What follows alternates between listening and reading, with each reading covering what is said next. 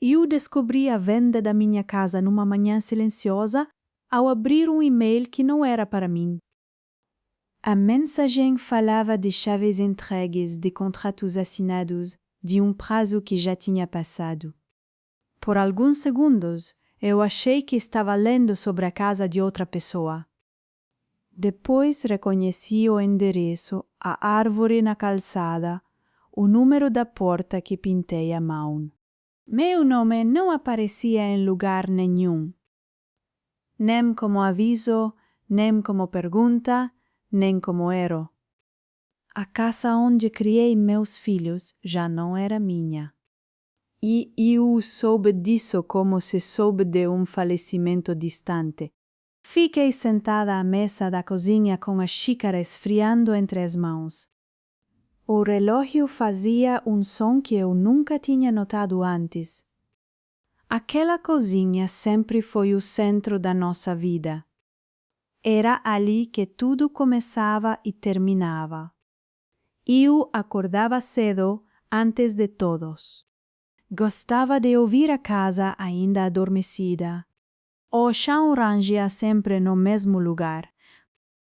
Eu prometia a mim mesma que um dia ia consertar.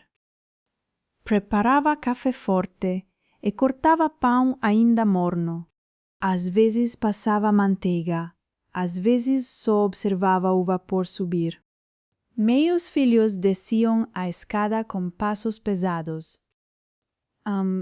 Reclamava do frio, outro do dia longo que eu esperava. Eu ouvia tudo com atenção silenciosa. Nunca fui de responder muito de manhã. Aprendi cedo que o cuidado mora nos gestos pequenos, na lancheira bem fechada, na jaqueta esquecida sobre a cadeira. A casa guardava essas rotinas como um corpo guarda a memória. Cada parede tinha marcas de crescimento e de brigas passageiras. Havia riscos de lápis no corredor. Eu nunca tive coragem de apagar. Na porta do quarto deles ainda existia um adesivo antigo. Estava desbotado, mas eu lembrava quando foi colado.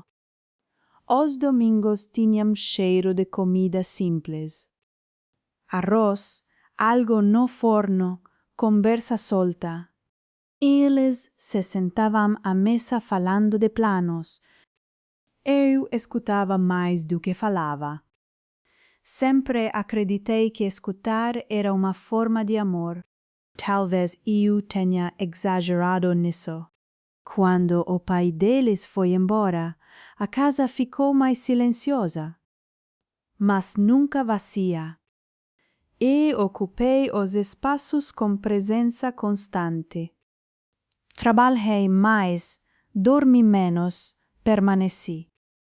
Eles cresceram rápido demais. Ou talvez eu tenha ficado parada. Com o tempo, começaram a chegar mais tarde. As portas batiam com menos cuidado. As conversas ficaram curtas. As respostas, práticas demais. Eu notei, mas não reclamei. Achei que era o curso natural das coisas. Acreditei que distância não era abandono. Acreditei que silêncio era respeito. Continuava cuidando da casa como quem cuida de alguém doente. Com paciência e esperança discreta. Troquei lâmpadas, arrumei telas, pintei paredes.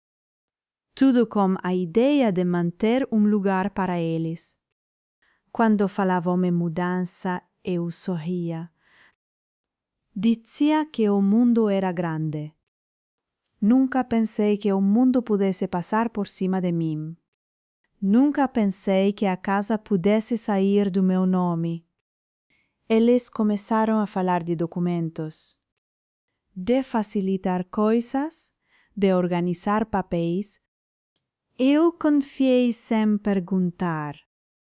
Sempre confiei. Assinei o que me pediram. Não li tudo com atenção.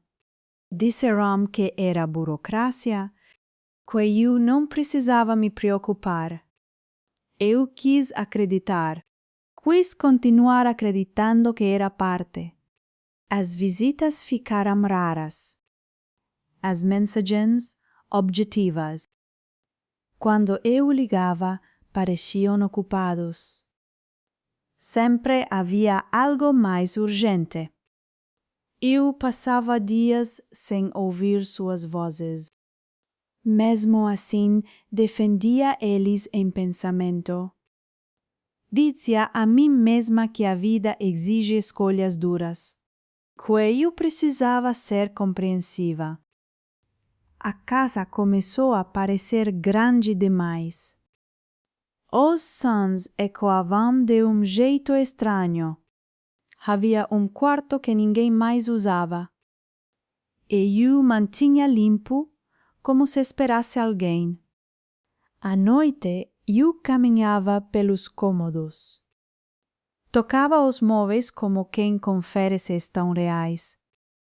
Algumas coisas começaram a desaparecer. Um quadro, depois outro. Perguntei de forma leve. Disseram que tinham levado para guardar. Acreditei de novo. Sempre acreditei. Até aquele e-mail. Até aquela manhã sem aviso. Li tudo mais de uma vez. Cada palavra doía de um jeito diferente. Não chorei de imediato. Senti um cansaço profundo. A casa parecia me observar, como se soubesse antes de mim. Foi então que notei algo estranho. A fechadura da porta não era mais a mesma. A chave já não girava com facilidade. E pela primeira vez eu senti medo dentro da minha própria casa. Resumo até agora. Eu abri um e-mail e percebi que minha casa tinha sido vendida sem meu nome aparecer em lugar nenhum. Tentei me convencer de que era um engano, mas detalhes do endereço e do contrato confirmaram a verdade. Enquanto lembrava da rotina e do amor que sustentei dentro daquelas paredes, eu notei sinais antigos de distanciamento. Na mesma manhã, percebi que a fechadura parecia diferente e a chave já não girava como antes. Pela primeira vez, senti medo dentro da minha própria casa. Eu passei o resto do dia andando devagar, como se o chão pudesse quebrar. A casa estava igual e ao mesmo tempo já parecia de outra pessoa. Abri as janelas para entrar ar, mas soar trocos um silêncio pesado. Eu queria ouvir algum som que dissesse que aquilo era só uma confusão. Peguei o celular e fiquei olhando para os nomes dos meus filhos. O dedo não tinha coragem de tocar no botão de ligar. Quando finalmente liguei, a chamada caiu na caixa postal. Deixei uma mensagem curta, dizendo que precisava falar. A tarde escorreu sem resposta. Eu lavei um prato limpo, dobrei um pano que já estava dobrado, varri um canto sem poeira. Era como se meu corpo tentasse provar utilidade. Como se o cuidado pudesse desfazer um contrato. No começo da noite, a mensagem chegou. Era uma frase seca dizendo que no dia seguinte eles passariam. Não havia ponto de interrogação. Não havia mãe, não havia como você está. E eu mal dormi. Fiquei acordada ouvindo a rua e cada carro que passava parecia parar na minha porta. De manhã cedo fiz café e deixei a mesa posta para mais pessoas do que moravam ali. Coloquei guardanapos como se isso fosse trazer educação para o que vinha. Quando a campainha tocou, eu já estava em pé no corredor. Abri a porta e vi meus 2 filhos lado a lado, com os ombros tensos. Eles não entraram de imediato. Olharam para dentro, como quem examina um lugar antes de uma mudança. Eu dei espaço e eles passaram, sem abraço. O cheiro do perfume deles parecia deslocado na minha sala. Sentaram-se sem perguntar, como se a casa ainda obedecesse a um roteiro antigo.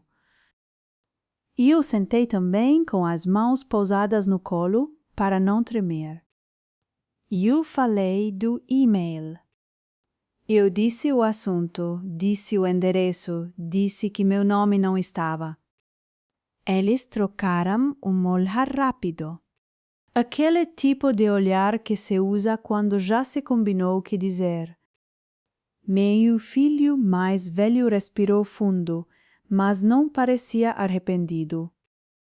Parecia cansado, como alguém que já repetiu uma justificativa para si mesmo. Ele disse que era melhor assim. Disse que eu estava com despesas demais e que a casa era grande demais. Eu ouvi a palavra melhor e senti uma coisa fria subir do estômago. E eu perguntei como isso podia ter acontecido sem eu saber. Ele disse que eu tinha assinado. Disse como se isso encerrasse qualquer discussão. Eu pedi para ver o que eu assinei. Ele respondeu que estava tudo guardado e que depois eu veria. Minha filha, que sempre foi mais delicada, manteve o rosto neutro. Ela disse que eu ficava nervosa com papelada e que eles pouparam meu estresse. Pouparam foi a palavra usada. Como se eu fosse alguém que precisa ser poupado de si mesmo. Eu não levantei a voz. Só pedi de novo com calma para me explicarem. Eles falaram em procuração, em regularizar, em proteger patrimônio. As frases vinham prontas, sem calor. Eu lembrei de um dia em que me pediram para assinar algo na mesa da cozinha. Eles disseram que era só para eu não precisar ir ao cartório. Eu tinha as mãos molhadas de lavar louça. Assinei sem óculos, porque confiei no tom de quem chama de mãe. Eu disse isso. Meu filho assentiu, como quem confirma um detalhe técnico. Depois, ele acrescentou que o mercado estava bom, que era a hora certa de vender. A palavra mercado entrou na minha sala como um desconhecido. Eu olhei para as paredes e pensei nas marcas de lápis no corredor. Perguntei onde eu iria morar. Minha filha respondeu que isso estava planejado.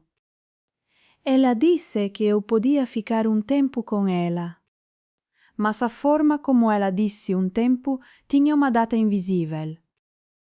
Meu filho completou que seria melhor eu não insistir em ficar ali. Disse que os compradores queriam a casa logo. E eu perguntei quanto tempo eu tinha. Ele disse que eu já estava atrasando o processo. Eu senti uma vergonha que não era minha. Era uma vergonha emprestada, colocada em mim com naturalidade. Eu me levantei e fui até a porta do corredor. Toquei na parede como se precisasse lembrar que era real. Voltei para a sala e pedi para ver o contrato. Meu filho disse que estava com o corretor e que depois chegaria por e-mail. E eu perguntei por que a fechadura estava estranha. Minha filha respondeu que eles trocaram por segurança. Segurança de quem? Eu não disse isso em voz alta, mas pensei com precisão. Eu fui até a gaveta onde guardava as chaves reserva. A gaveta estava limpa, sem as chaves. Olhei para eles. Meu filho disse que guardou para não se perder. A frase parecia razoável, mas o gesto era de posse. Como se a chave fosse dele, como se a casa fosse dele. Eu fiquei em silêncio, e nesse silêncio percebi o que eles esperavam. Eles esperavam que eu aceitasse, não por amor, mas por cansaço. Como sempre, aceitei as coisas difíceis porque era mais fácil manter a paz. Meu filho olhou o relógio. Disse que precisava ir, que tinha compromissos. Antes de sair, ele falou num tom administrativo. Disse que eu não devia ligar para o corretor. Ele disse que eu não devia fazer cena. Como se minha vida fosse uma cena. Eles foram embora e a casa ficou com o eco das palavras. Eu lavei a xícara que ninguém usou. Depois sentei no sofá sem ligar a televisão. Olhei para a porta de entrada, esperando mais alguém entrar com outra notícia. No fim da tarde, meu celular tocou. Era um número desconhecido. Atendi e ouvi uma voz educada se apresentando como do escritório imobiliário. Ele falou com a confiança de quem acredita que está ajudando. Disse que ligava para combinar a vistoria final. E perguntou se eu poderia deixar a casa livre na semana seguinte. Eu disse que eu era a proprietária. E do outro lado houve um silêncio curto, técnico. Ele respondeu que a proprietária, no contrato, era uma empresa. Ele disse o nome como se fosse comum, como se eu devesse reconhecer. E eu pedi que repetisse. Ele repetiu e eu anotei num papel, com a mão tremendo. Eu perguntei como uma empresa podia ser dona da minha casa. Ele disse que havia uma transferência anterior registrada. Ele falou em termos legais que soavam limpos demais para a sujeira que causavam. Eu pedi que enviasse tudo por e-mail imediatamente. Ele disse que enviaria para o contato principal. E citou o e-mail do meu filho mais velho. Eu senti a garganta apertar, mas mantive a voz estável. Eu dei meu e-mail e pedi para colocar em cópia. Ele respondeu que só poderia com autorização do representante. Hei de ser representante com naturalidade, como se eu não existisse.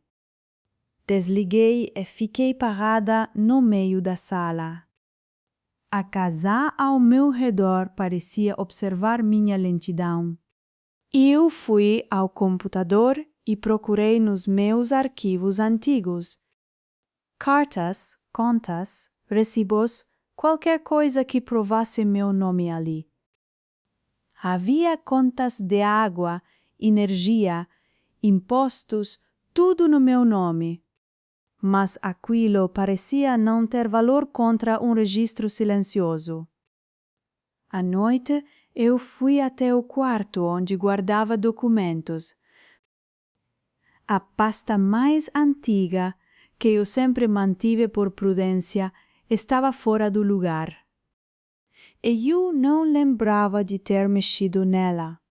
Abri e vi espaços vazios, como dentes arrancados. Faltavam cópias de escritura. Faltavam papéis que eu nunca tirava dali. E eu sentei no chão com a pasta no colo. Não chorei porque chorar parecia um luxo. Na manhã seguinte fui ao cartório do bairro. Entrei com o casaco fechado até o pescoço, como se isso me desse forma. Esperei na fila, observando pessoas que resolviam pequenas coisas.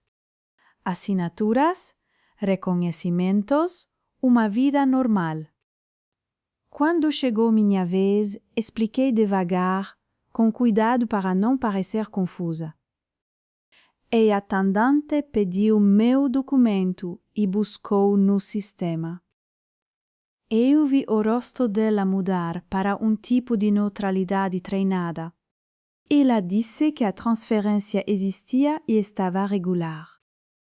Eu perguntei a data. Ela disse uma data de meses atrás, como se fosse nada. Meses. Eu vivi meses dentro de uma casa que já não era minha. Eu perguntei quem assinou. Ela disse que houve procuração. Eu pedi para ver a procuração. Ela disse que eu teria que solicitar cópia formal, com taxa, com prazo. O mundo inteiro parecia exigir taxa e prazo para eu recuperar minha própria vida. Eu assinei o pedido, dessa vez lendo cada palavra como se fosse uma armadilha. Voltei para casa e encontrei meu filho na varanda, sozinho. Ele segurava uma pasta e não me olhava nos olhos. Eu abri a porta e ele entrou sem pedir. Colocou a pasta na mesa como quem encera uma entrega. Eu abri e vi cópias de documentos, tudo organizado. Parecia dossiê sobre mim. Havia a procuração com minha assinatura. E havia uma página onde meu nome aparecia apenas para permitir que outro decidisse por mim. Eu olhei para a assinatura. Era minha, sim, mas era de um dia em que eu confiei. Meu filho disse que foi para o meu bem. Disse que eu não entendia como as coisas funcionavam. Eu ouvi isso e senti algo muito simples. Eu senti que ele já não me via como pessoa. Eu perguntei se ele tinha me contado em algum momento. Ele respondeu que eu teria dificultado. Dificultado? Como se eu fosse um obstáculo, não a dona, não a mãe. Eu perguntei por que tinham passado a casa para uma empresa antes de vender. Ele disse que era estratégia, que facilitava impostos, que era mais rápido. Eu perguntei quem era dono da empresa. Ele hesitou um pouco, e essa hesitação contou mais do que qualquer frase. Ele disse que era dele e da esposa. Disse como se isso fosse normal. Eu apoiei as mãos na mesa para não cair. Eu olhei ao redor e vi a cozinha onde eu os alimentei, e vi que eu estava sozinha ali. Eu disse, com voz baixa, que eles roubaram minha casa. Ele respondeu que roubo era uma palavra feia e injusta. Ele disse que eu deveria ser grata por eles cuidarem de tudo. E nesse instante a traição ficou completa, inteira, sem espaço para desculpa.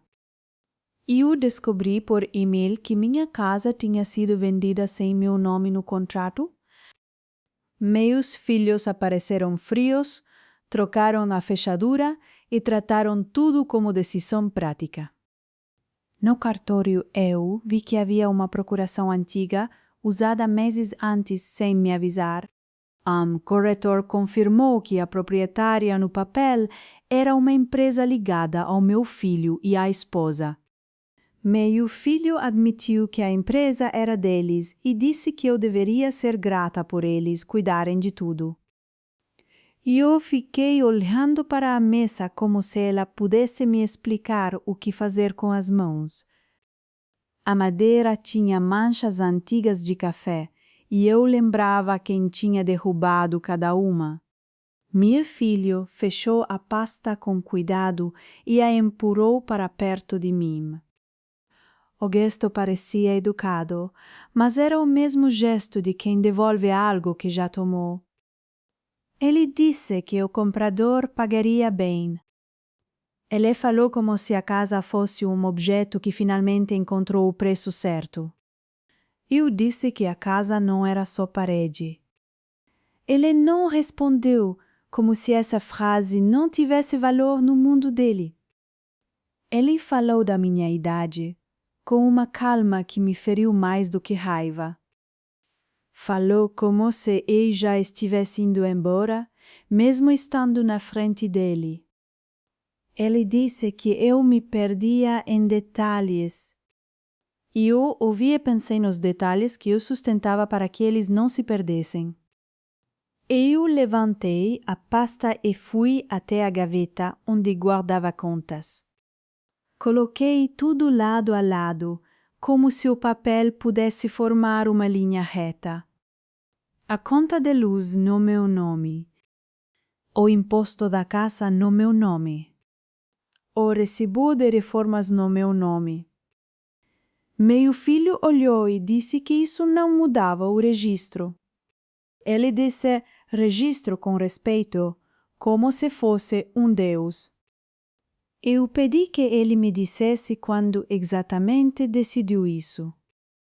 Ele disse que decidiu quando percebeu que eu não ia andar para frente. A frase veio pronta. Parecia repetida em reuniões onde meu rosto não estava. Eu perguntei pelo meu outro filho, que não estava ali. Ele disse que o irmão concordava e que não queria conversa. Eu fiquei quieta, porque qualquer frase minha virava prova contra mim. Eu comecei a entender o método e ele era simples. Se eu falasse, eu era dramática. Se eu corasse, eu era instável. Se eu ficasse calma, eu concordava. Meu filho se levantou e foi até a porta da cozinha. Ele olhou para o corredor como quem calcula o espaço para caixas. Ele disse que eu precisava separar minhas coisas. Disse que era melhor eu fazer isso logo, sem complicar. Eu perguntei onde eu colocaria o que não cabia. Ele disse que eu podia doar, vender ou jogar fora. Door, vender, jogar fora. 3 verbos que ele dizia como se fosse limpar uma prateleira. Eu senti uma pressão no peito e fui até a pia. Lavei as mãos sem necessidade, só para ter um gesto que parecesse normal.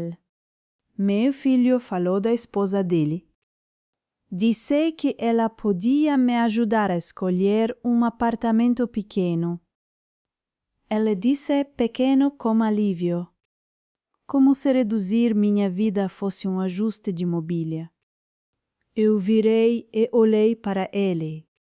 Eu disse que eu não pedi apartamento nenhum. Ele respondeu que ninguém pede, que as coisas acontecem.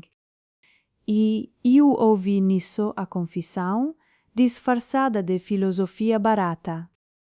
Eu peguei o celular e abri a conversa com minha nora. A última mensagem dela era de semanas atrás, uma frase curta sobre estar ocupada. E eu escrevi que precisava falar sobre a casa. Apaguei. Escrevi de novo. Apaguei. Enviei só uma linha dizendo que eu precisava de um encontro. A resposta veio em poucos minutos. Ela disse que era melhor falar com o marido, porque ele estava resolvendo. Resolvendo! A palavra voltou com a mesma frieza, como se eu fosse um problema técnico. Meu filho pegou o celular dele. Disse que já tinha avisado a todos para não me estimular em ideias ruins. Eu perguntei quais ideias. Ele disse que eu poderia tentar impedir que isso só me machucaria. Ele falou da minha dor como se fosse prevenção. Era a forma mais limpa de me empurrar para fora. E eu comecei a ver outras coisas que eu não queria ver. A troca da ferradura, as chaves sumidas, os quadros levados para guardar. Tudo era preparo. Tudo era feito com antecedência. Meu filho abriu a porta e disse que precisava ir. Antes de sair, ele disse para eu não procurar advogado. Ele disse que advogado iria comer meu dinheiro.